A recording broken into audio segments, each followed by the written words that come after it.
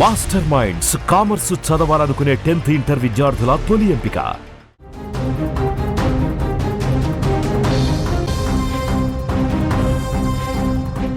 తమిళనాడులో అసెంబ్లీ ఎన్నికలకు పోలింగ్ కొనసాగుతోంది. ఉదయం 7 గంటలకు మొదలైన పోలింగ్ ప్రక్రియ మరి కాసేపట్లో ముగియనుంది. ఇక మధ్యాహ్నం 3 గంటలకు 70% పోలింగ్ నమోదైంది. ఇక ఇప్పటికే రాజకీయ సినీ ప్రముఖులు తన ఓటు హక్కును వినియోగించుకున్నారు. ముఖ్యంగా ఈసారి తమిళనాడు రాజకీయాల్లో టీవీకే అధినేత విజయ్ కింగ్ మేకర్ గా మారుతున్నట్లు తెలుస్తోంది. ముఖ్యంగా తమిళనాడు రాజకీయాల్లో మహిళా ఓటర్లు కీలకంగా మారనున్న నేపథ్యంలో వాళ్ళంతా విజయ్ వైపే మొగ్గు చూపుతున్నారనేది సమాచారం. అయితే ఇప్పటికీ విదేశాల్లో ఉంటున్న తమిళనాడు మహిళా ఓటర్లు విజయ్ పార్టీకి ఓటు వేసేందుకు వచ్చినట్లు తెలుస్తోంది. అక్కడ మహిళలే కింగ్ మేకర్గా మారడంతో తమిళనాడు రాజకీయాల్లో విజయ్ చరిత్ర తిరగరాస్తాడు అని కొందరు రాజకీయ విశ్లేషకులు భావిస్తున్నారు. ఇదే అంశానికి సంబంధించి మరింత సమాచారాన్ని మా బ్యూరో చీఫ్ విజయ్ అందిస్తారు.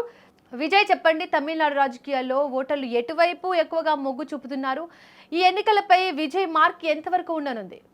ఎస్ దీపిక, తమిళనాడులో జరుగుతున్నటువంటి ఎన్నికలు ఇవాళ పోలింగ్ ప్రారంభమైంది. ఉదయం 7 గంటలకు పోలింగ్ ప్రారంభమైంది. మరికొన్ని గంటల్లో పోలింగ్ ప్రక్రియ ముగియబోతుంది. ఇప్పటికే 3 గంటలకు చూసినట్లయితే 70కి పైగా శాతం పోలింగ్ నమోదైంది. అయితే గడిచినటువంటి ఎన్నికల్లో 2021లో జరిగినటువంటి ఎన్నికల్లో దాదాపుగా 78% పోలింగ్ నమోదైంది. అంటే 3 గంటలకే ఇప్పుడు 70% క్రాస్ అవుతుంది. అంటే ఇంకా కూడా సమయం ఉంది. ఒకవేళ ఇంకా కూడా పోలింగ్ బూత్ లోపలికి ఉన్నటువంటి ఓటర్లందరూ కూడా రాత్రి 8 అయినా 9 అయినా అవసరమైతే 11 దాటిన తర్వాత కూడా పోలింగ్ నిర్వహించడానికి అధికారులు అన్ని రకాల ఏర్పాట్లు చేశారు. కొన్ని పోలింగ్ సెంటర్లో, కొన్ని పోలింగ్ బూతుల్లో, కొన్ని చోట్ల ఈవీఎంలు మొరాయించడం జరిగింది. వాటికి కూడా తిరిగి మొత్తం ఓటర్లందరూ కూడా క్యూ లైన్లో నిల్చుకున్నటువంటి ఓటర్లు ఎవరైతే ఉన్నారో వాళ్ళందరూ కూడా ఓటు హక్కును వినియోగించుకునేంత వరకు కూడా పోలింగ్ సమయాన్ని పొడిగిస్తున్నట్లుగా ఎలక్షన్ కమిషన్ సంబంధించినటువంటి అధికారులు అయితే చెప్పారు. అయితే ఇప్పుడు కీలకంగా తమిళనాడు ఎన్నికలు అనగానే ఇప్పుడు దేశవ్యాప్తంగా ఈ ఎన్నికల వైపు ఎందుకు చూస్తున్నాయి? ప్రస్తుతం ఇప్పుడు జరగబోతున్నటువంటి ఎన్నికల్లో 5 రాష్ట్రాల ఎన్నికల్లో తమిళనాడు అతిపెద్ద రాష్ట్రానికి సంబంధించినటువంటి ఎన్నిక జరుగుతుంది. ముఖ్యంగా దక్షిణ భారతదేశంలోనే అతిపెద్ద రాష్ట్రమైనటువంటి తమిళనాడులో ఈ ఎన్నికలు జరుగుతుండడం, దేశంలో జరిగేటువంటి ఎన్నికలంతా కూడా ఒక ఎత్తు, కానీ ఇక్కడ తమిళనాడులో జరిగేటువంటి ఎన్నికలు మాత్రం మరొక ఎత్తు. ఎందుకంటే కేవలం జాతీయ పార్టీలకు ఇక్కడ పెద్దగా ప్రాధాన్యత ఉండదు. అక్కడ లోకల్గా ఉన్నటువంటి పార్టీలకే ప్రాధాన్యత ఉంటుంది. గడిచినటువంటి కొన్ని దశాబ్దాలుగా చూస్తే 1970 నుంచి ఇప్పటి వరకు కూడా చూసినట్లయితే 2 పార్టీల మధ్య ప్రధాన పోటీగా వ్యవహారం నడుస్తూ వచ్చింది. అంటే అన్నా డిఎంకేకు వ్యతిరేకంగా ఏర్పాటైనటువంటి అన్నా డిఎంకే పార్టీ, ఈ 2 పార్టీల మధ్య ఇప్పటి వరకు కూడా ఎన్నికలు జరుగుతూ ఉన్నాయి. ఒకవేళ కాంగ్రెస్ పార్టీ కాస్త అక్కడ ఆధిక్యత ఉన్నా కూడా కాంగ్రెస్ పార్టీ డిఎంకేతో కలిసి కొన్ని దశాబ్దాల నుంచి కూడా కూటమిగా ఏర్పడి పోటీ చేస్తున్నటువంటి పరిస్థితి. అలాగే అధికారంలో ఉన్నటువంటి ఎన్డీఏ బీజేపీ కూడా అన్నా డిఎంకేతో కలిసి ఇక్కడ కూటమిగా ఏర్పడి కొన్ని సీట్లను షేర్ చేసుకొని పోటీ చేస్తున్నటువంటి పరిస్థితి. అయితే మిగిలినటువంటి రామ్దాస్ పార్టీ కానీ, దినకరన్ పార్టీ కానీ, వామపక్ష పార్టీలు కానీ, చిన్నా చితక పార్టీలన్నీ కూడా సపరేట్గా 2 కూటములుగా ఏర్పడి ఇక్కడ పోటీ చేస్తున్నాయి. అయితే ఇప్పుడు ఈ ఎన్నికలు ప్రత్యేకంగా ఒక ప్రధాన ఆకర్షణకు కారణం హీరో విజయ్ సినిమాల్లో ఒక మాస్ లీడర్గా గుర్తింపు తెచ్చుకున్నటువంటి ఒక స్టార్ హీరో విజయ్కి పెద్ద ఫాలోయింగ్ ఉంది. అటు మాస్లోను, క్లాస్లోను, ముఖ్యంగా యూత్లో విజయ్కి ఒక ప్రత్యేకమైనటువంటి క్రేజ్ ఉందనే చెప్పాలి. సో విజయ్ సినిమాలను వదిలేసి పూర్తిగా ఆయన రాజకీయాలకు పరిమితమయ్యారు. కొన్ని నెలలుగా కూడా ఆయన సుడిగాలి పర్యటన చేస్తూ పెద్ద ఎత్తున తమిళనాడు అంతా కూడా ఆయన ప్రచారాన్ని నిర్వహించారు. భారీగా బహిరంగ సభలను కూడా నిర్వహించారు, రోడ్ షోలను కూడా నిర్వహించారు. అటు మొత్తం తమిళనాడు అంతా కూడా మొదటి నుంచి చూసినట్లయితే రాజకీయాలకు, సినిమాలకు లింక్ ఉన్నటువంటి ఏకైక స్టేట్గా మనం తమిళనాడు చెప్పవచ్చు. ఎందుకంటే ఇక్కడ రాజకీయాల్లో ముఖ్యమంత్రులుగా వ్యవహరించిన వారు కావచ్చు, రాజకీయాల్లో రాణించినటువంటి నాయకులందరూ కూడా సినిమాల నుంచి ప్రభావితమైన వచ్చినటువంటి నాయకులుగానే చెప్పగలరు. అంటే ముఖ్యంగా ఎంజీఆర్ గురించి మనం ప్రత్యేకంగా చెప్పాల్సినటువంటి పరిస్థితి. ఎంజీఆర్ ఒక స్టార్ హీరో, నెంబర్ 1 హీరోగా ఉన్నటువంటి ఎంజీఆర్ మొదట డిఎంకేతో కలిసి ఆయన పార్టీ స్థాపనలో కీలకంగా ఉన్నారు. ఆ తర్వాత కరుణానిధికి ఎంజీఆర్కి మధ్య వైరుధ్యం ఏర్పడడంతో ఆయన డిఎంకే పార్టీని వీడి అన్నా డిఎంకే పార్టీని ఏర్పాటు చేయడం జరిగింది. వెంటనే పార్టీని ఏర్పాటు చేసిన వెంటనే 1977లో ఆ పార్టీ విజయం సాధించడం జరిగింది. మళ్ళీ రెండో దఫా కూడా ఆయనే ముఖ్యమంత్రి అయ్యారు. ఆ తర్వాత 3 సార్లు వరుసగా అన్నా డిఎంకే పార్టీ విజయం సాధించడం జరుగుతూ వచ్చింది. అయితే ఇప్పుడు డిఎంకే వర్సెస్ అన్నా డిఎంకే ఉన్నటువంటి తమిళనాడు రాజకీయాలు ఇప్పుడు ఫస్ట్ టైం 3వ పార్టీ రావడం జరిగింది. అంటే 3వ పార్టీ అటు బీజేపీ, కాంగ్రెస్ లాంటి చిన్న చితక పార్టీలు, కమల్ హాసన్ లాంటి నాయకులు ఆ పార్టీలు పెట్టినప్పటికి కూడా, అలాగే విజయకాంత్ లాంటి నాయకులు కూడా, సినిమా వ్యక్తులు కూడా, హీరోలు కూడా పార్టీ పెట్టినప్పుడు కూడా వాళ్ళు ఎక్కడ కూడా తమిళనాడు రాజకీయాల్లో రాణించలేకపోయారు. కానీ ఇప్పుడు విజయ్ వస్తుండడంతో విజయ్కి తమిళనాడు ఓటర్లు ఏ స్థాయిలో స్వాగతం పలకబోతున్నారు. రజనీకాంత్ కూడా రాజకీయాల్లోకి రావాలనుకున్నప్పటికీ కూడా ఇప్పుడున్నటువంటి పరిస్థితుల్లో సినిమాల నుంచి ఒక పెద్ద హీరోగా ఉన్నటువంటి ఒక స్టార్ హీరోగా, ఇప్పటికీ నెంబర్ 1 హీరోగా ఎంజీఆర్ లాంటి స్టేచర్ ఉన్నటువంటి mass following and fan following ఉన్నటువంటి వ్యక్తిగా ఉన్న రజనీకాంత్ కూడా రాజకీయ పార్టీని పెట్టాలని నిర్ణయం తీసుకొని ఆ తర్వాత ఆయన ఇక రాణించలేము అనేటువంటి ఉద్దేశంతో సైలెంట్ అయిపోయారు. ఆ తర్వాత వచ్చినటువంటి కమల్ హాసన్ ఎక్కడా పెద్దగా రాణించలేకపోయారు. అయితే ఇప్పుడు విజయ్ కొత్తగా పార్టీ పెట్టారు. పార్టీ పెట్టిన తర్వాత ఆయన తొలిసారి ఎన్నికల్లో పోటీ చేస్తున్నారు. పోటీ చేసేటువంటి క్రమంలో మొత్తం 234 సీట్లు తమిళనాడు అసెంబ్లీలో ఉంటే 233 సీట్లలో టీవీకే పార్టీ పోటీ చేస్తుంది. విజయ్ ఏ మేరకు ఇక్కడ పోటీ ఇవ్వబోతున్నారు? డిఎంకే అధికారంలో ఉంది, స్టాలిన్ ముఖ్యమంత్రిగా ఉన్నారు. అలాగే కరుణానిధి కుమారుడిగా ఆయన వారసుడిగా వచ్చినటువంటి స్టాలిన్ బంపర్ మెజార్టీతో 2021లో గెలిచినటువంటి అసెంబ్లీ ఎన్నికల్లో సీఎంగా అయిన తర్వాత ఆ తర్వాత అన్నా డిఎంకే పరిస్థితి చూస్తే విచ్ఛిన్నమైనటువంటి పరిస్థితి. ముఖ్యంగా పళనిస్వామి నాయకత్వం ఉన్నప్పటికీ కూడా పన్నీర్ సెల్వం ఆ పార్టీని వీడి బద్ధశత్రువుగా ఉన్నటువంటి పార్టీ అయినటువంటి డిఎంకే పార్టీలో చేరడంతో మాజీ ముఖ్యమంత్రిగా ఉన్నటువంటి పన్నీర్ సెల్వం ఇప్పుడు అన్నా డిఎంకే పరిస్థితి ఏంటి అనేటువంటి ఆలోచనలో ఉన్న సందర్భంలో మళ్ళీ తిరిగి బీజేపీతో చెతకట్టి, అలాగే రామ్దాస్ లాంటి వ్యక్తులు, అలాగే దినకరన్ లాంటి వ్యక్తులతో కలిసి ఒక పార్టీలన్నీ కూడా ఒక కూటమిగా ఏర్పడి ఇప్పుడు పోటీ చేస్తున్నాయి. అయితే ఇప్పుడు విజయ్ ఏ పార్టీకి సంబంధించినటువంటి ఓట్లను చీల్చబోతున్నాడు? విజయ్కి తమిళనాడు ప్రజలు పట్టం కట్టబోతున్నారా, లేదంటే విజయ్కి నెంబర్ 2 స్థానం ఇవ్వబోతున్నారా, లేదంటే నెంబర్ 3 స్థానం ఇవ్వబోతున్నారా అనేది ఇప్పుడు తమిళనాడు రాజకీయాల్లో ఒక పెద్ద డిస్కషన్గా మారిందనే చెప్పాలి. విజయ్కి మాత్రం యూత్లో పెద్ద ఫాలోయింగ్ ఉంది. ముఖ్యంగా అర్బన్ ఓటర్స్ విజయ్ వైపు ఉన్నారు. అలాగే కొంతమంది మహిళల్లో కూడా యూత్ ఓటర్స్ అందరూ కూడా విజయ్కి భారీ స్థాయిలో ఓటింగ్ చేయబోతున్నారు అనేటువంటి లెక్కల్ని ఇప్పటివరకు కూడా తమిళనాడులో రాజకీయ విశ్లేషకులందరూ కూడా లెక్కలు వేస్తూ వచ్చారు.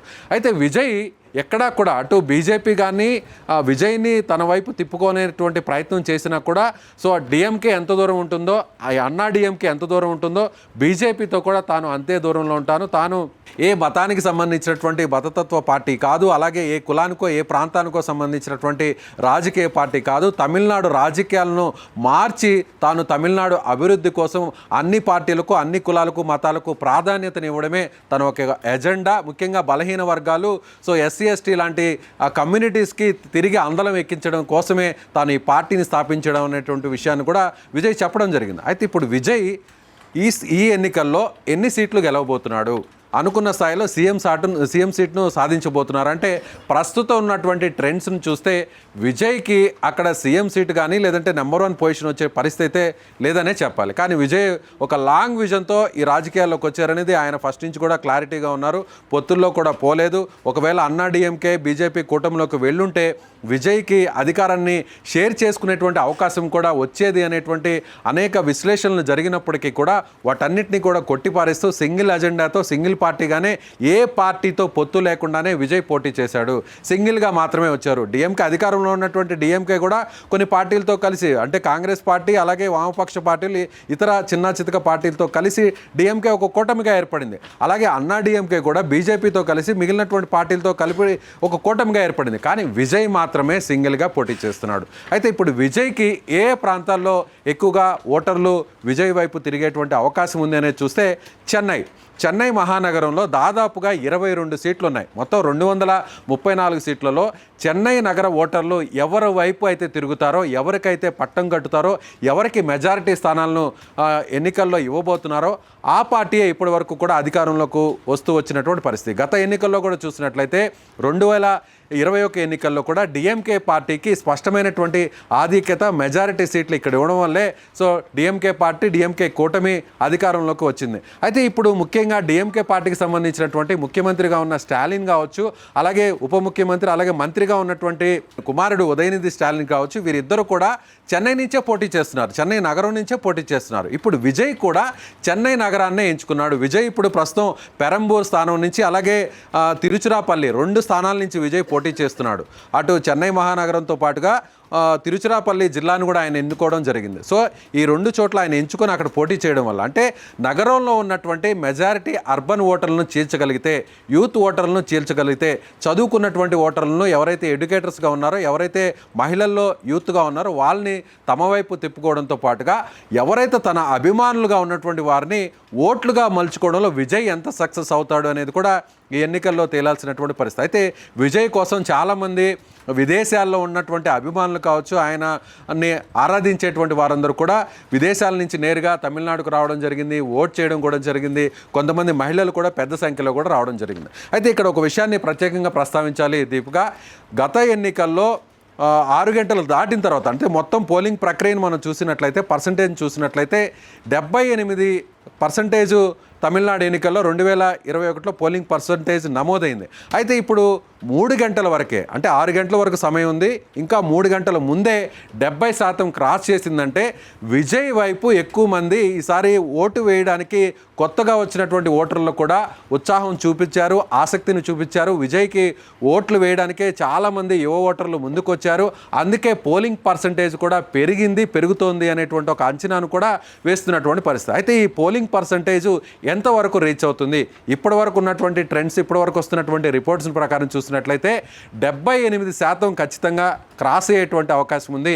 ఈసారి తమిళనాడు ఎన్నికల్లో 82 నుంచి 83% పోలింగ్ అయ్యేటువంటి అవకాశం ఉంది.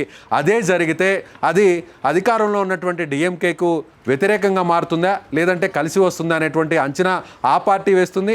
అలాగే అన్నా డిఎంకే, ఎన్డీఏగా ఉన్నటువంటి బీజేపీ పార్టీలు కూడా తమకు కలిసి వస్తుంది. అంటే ప్రజా వ్యతిరేక ఓటు, అంటే ప్రభుత్వం మీద ఉన్నటువంటి వ్యతిరేక ఓట్లు తమకు పడతాయి అనేటువంటి ఉద్దేశాన్ని అటు బీజేపీ, అన్నా డిఎంకే వాళ్ళు లెక్కలు వేసుకుంటున్నారు. కానీ విజయ్ పార్టీకి సంబంధించినటువంటి వ్యక్తులందరూ కూడా కొత్తగా తాము వచ్చాము ఏ కూటమితో, అంటే తమిళనాడు రాజకీయాలన్నీ కూడా ఎలా ఉంటాయంటే జాతీయ రాజకీయాలకు విభిన్నంగా ఉంటాయి. ముఖ్యంగా ఈ ద్రవిడ పార్టీలన్నీ కూడా స్థానికంగా ఉన్నటువంటి వారికే, స్థానికంగా ఉన్నటువంటి ఆ అంశాలకే అత్యంత ప్రాధాన్యతనిస్తారు. ఎక్కడైనా కూడా ముఖ్యంగా అది ఏ పార్టీ అయినా సరే, ఏ పార్టీ అధికారంలో ఉన్నా కూడా ఆయా రాష్ట్రానికి సంబంధించినటువంటి ప్రయోజనాలకు కట్టుబడే జాతీయ పార్టీలతో వాళ్ళు కలుస్తారు. అది కాంగ్రెస్ కూటమైనా, బీజేపీ కూటమైనా. సో ఎక్కడా కూడా జాతీయ ప్రయోజనాల్ని వాళ్ళు దృష్టిలో పెట్టుకోరు. పూర్తిగా ఏ పార్టీ అధికారంలో ఉన్నా కూడా తమిళనాడుకు దీనివల్ల ఎలాంటి ప్రయోజనం కలుగుతుంది, తమిళనాడు రాష్ట్రానికి దీనివల్ల ఏ విధంగా ఇక్కడ లబ్ధి చేకూరుతుంది అనేటువంటి అంశాలను మాత్రమే పరిగణలోకి తీసుకుంటారు. అంతే తప్ప దేశ ప్రయోజనాల కోసం, దేశ రాజకీయాల కోసం, దేశ రాజకీయ అవసరాల కోసం ఏ పార్టీ కూడా ఇక్కడ నిర్ణయం తీసుకోదు. ఎస్, అలాంటి డెసిషన్నే ఇప్పుడు విజయ్ కూడా తీసుకున్నాడు. ద్రవిడ పార్టీలు ఏ విధంగా విజయ్ అటు డిఎంకే, ఏఐఏ, డిఎంకే పార్టీల వైపు ప్రజల అభిప్రాయం ఏ విధంగా ఉంది? ఎస్, డిఎంకే మళ్ళీ తిరిగి తాము రెండోసారి అధికారంలోకి వస్తాం. ఎందుకంటే అన్నా డిఎంకే లాంటి ప్రత్యర్థి పార్టీలో బలమైనటువంటి మాస్ లీడర్లు అక్కడ లేరు. గతంలో ముఖ్యమంత్రిగా, అంటే జయలలిత చనిపోయిన తర్వాత ముఖ్యమంత్రిగా అయినటువంటి పళనిస్వామి నాయకత్వంలో అన్నా డిఎంకే ఉన్నప్పటికీ కూడా అంత చరిష్మా ఉన్నటువంటి నాయకత్వం అన్నా డిఎంకేలో లేకపోవడంతో, ఒక సినిమాకు సంబంధించినటువంటి ఆ మాస్ ఇమేజ్ ఉన్నటువంటి నాయకత్వం అందులో లేకపోవడం, జయలలిత చనిపోవడంతో ఒక రకంగా ఆ పార్టీలో నాయకత్వం లేమి అనేది చాలా స్పష్టంగా కనిపిస్తుంది. అదేవిధంగా బీజేపీ, కేంద్రంలో అధికారంలో ఉన్నటువంటి బీజేపీ సపోర్ట్తో ప్రస్తుతానికి ఎన్నికల్లో పోటీ చేస్తున్నప్పటికీ కూడా బీజేపీ యాడ్ అవ్వడం ద్వారా ఎవరైతే అర్బన్ ఓటర్స్ ఉంటారో ఆ ఓటర్స్ అందరూ కూడా అన్నా డిఎంకే వైపు మళ్ళుతారని అందరూ కూడా ఊహించారు. కానీ ఇప్పుడు విజయ్ అర్బన్ ఓటర్స్లో చీలిక తీసుకురాబోతున్నాడు. అదేవిధంగా డిఎంకే ప్రభుత్వం మీద ఉన్నటువంటి వ్యతిరేక ఓటునంతా కూడా విజయ్ తన వైపు మళ్లించుకునేటువంటి ప్రయత్నం చేస్తున్నాడు.